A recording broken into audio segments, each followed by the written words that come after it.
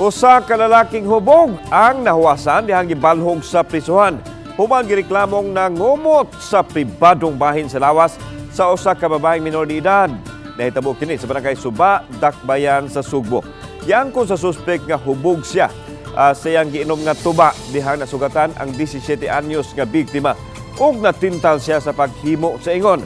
Nangay siyang pasaylo sa iyang gihimo apan desidido ang biktima nga pasakaan og kasong acts of lasciviousness ang suspect.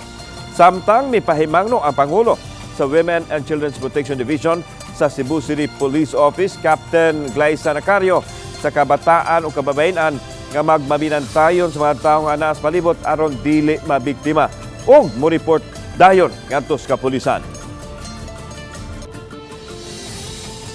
Napagagyan ako, nasugatan din ako. Ha? Nasugatan ba? Nabanggaan sa nako. Nabanggaan o imong gibangga gyud? Di ba, nabanggaan sa nako ba? Ako sa nanaan. So, ang ako lang yung advice sa atong mga kababayanan o kabatununan nga ang dapat pirmi sila nga aware kung sa ilang palibot, suspicious sila, dapat kabalo silang katungod o dapat sad kabalo sila asa sila mo report. Diba? So, ayaw yung taon mo pagduha-duha itong mga kabatanunan at ang kababayanan nga moduol in taon sa atong mga kapulisan.